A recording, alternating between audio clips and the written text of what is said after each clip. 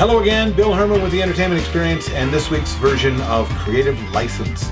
Hope you've been enjoying the podcasts so far. I'd love to know what you think. Certainly email me at bill@billherman.com. You can check out my workshops if you'd like to know more about those, entertainment-experience.com, or just reach out to me. I'm pretty easy to find, and if you got questions, we can even talk on the phone. I'd like that. Today's Creative License is, what am I going to talk about today? Really, what I'm going to talk a little bit about today is expectations, or what's a better way to say it? What we believe is a successful evening as a DJ. Okay, and I think most of us will say that as a DJ, a successful party is a rager.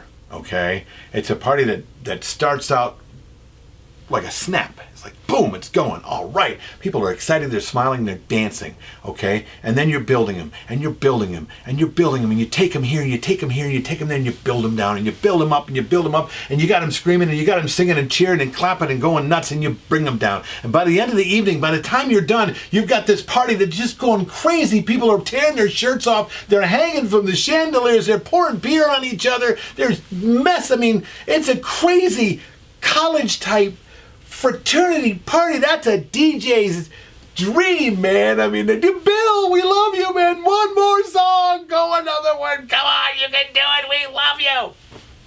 That's our party, man. That's we know we were successful when that happens, right?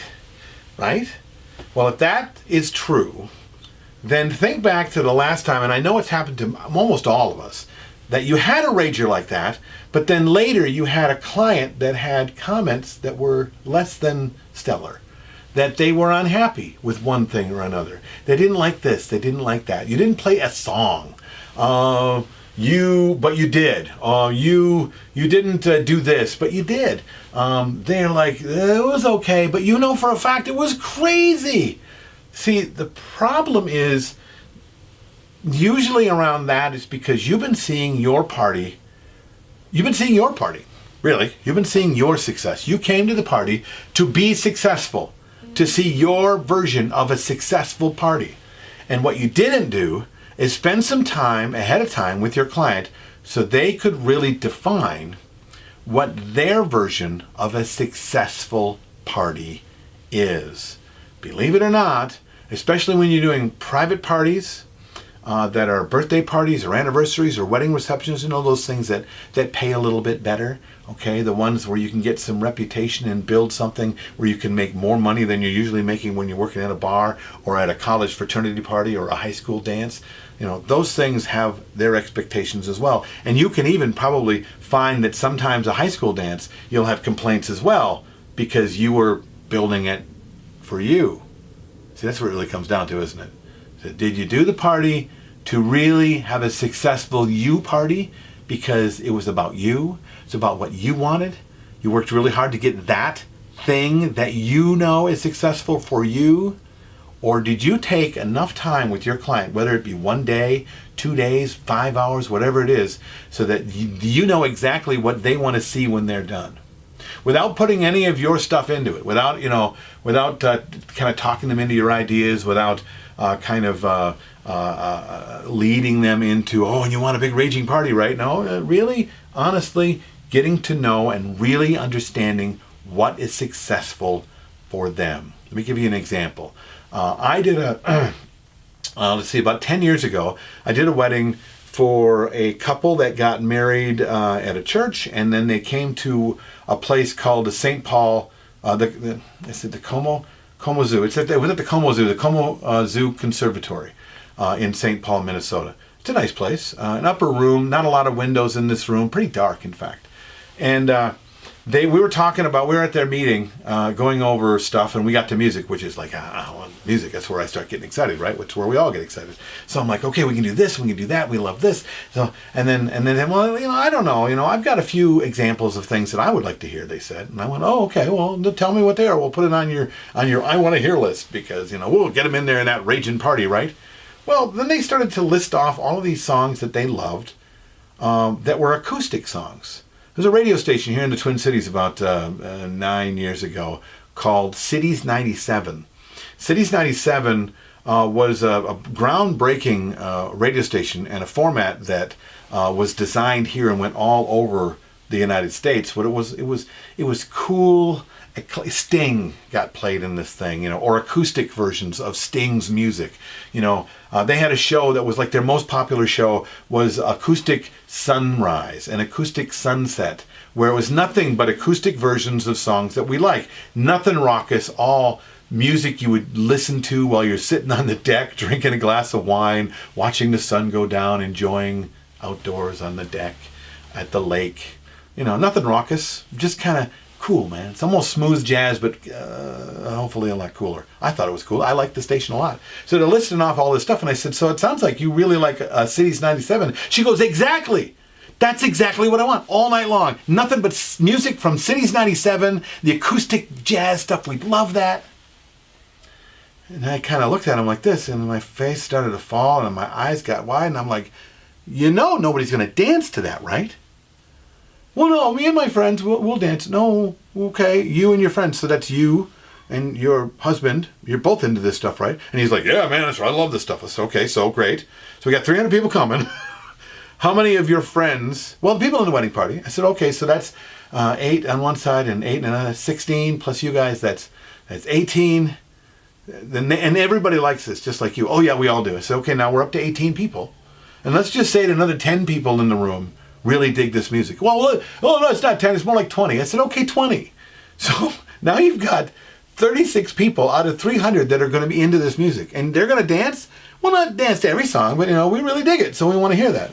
I said, okay, but you get that if I do this, you're not going to dance much. Your friends aren't going to dance much. And by 9:30, after dinner, ending around 8, you won't have anybody.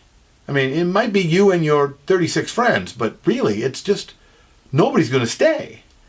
And they went, oh, that's okay. I disagree with you, but it's going to be, people are going to love it. And what we really want to do, because I started to actually pay attention and start listening, what they said was that what they really wanted to do was to share their music and the stuff that they loved with all of their friends and explain to them why they love it.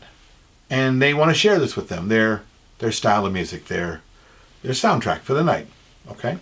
And we had a dance floor. We had a head table, dance floor in front of it. Everybody's built in and around on the outside of it. There's a big dance floor.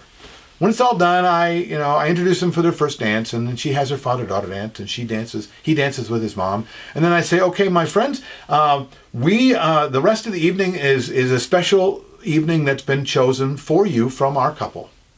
They are really into the format we're going to play with you. It's very interesting and cool, and what we want you to do, we've got special wine that we've got for you. Everybody get a glass of wine, and then we're going to open up the curtains, the windows of this place, and we're going to watch the sun come in, and we're going to really enjoy this really cool soundtrack that they have picked out for you tonight. So enjoy, and have a good time. And in my head, I'm like, and they're going to ruin their party. Ugh. And I did that. And people got wine, and they went around and they talked to the bride and the groom. They talked to each other, and it's like a cocktail hour for about an hour.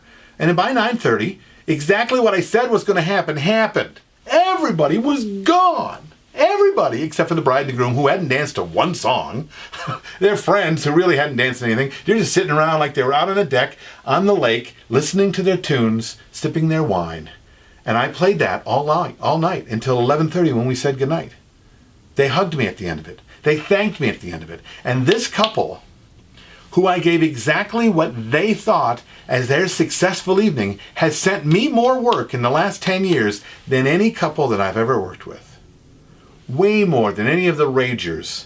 The ones where the groom and the bride are being lifted up to moni or shout or anything like that at the end of the night, and they're pouring beer on each other, and the groom's tearing off his t-shirt, and people are, ah! Okay, those parties are great, and I love them, but they haven't given me half as many referrals as that one did. So what does that teach you? What has that taught me? It taught me that I get to my planning meetings and I make sure I know exactly what they think a successful evening is. Because most of the time, It doesn't fit what I think it's going to be. It doesn't fit what I think is success. You give success, they'll pay you. They'll tell everybody about you, and you are very valuable. Now, if you have opinions about this, I would love to know what they are. Write them in the comments below. Email me at bill@billherman.com. Check out my website if you'd like. Actually, check out my workshop, because we still have seats available in the workshops coming up. Entertainment-experience.com. I would love to have you be a part of that. Otherwise, I'll see you next week on Creative License.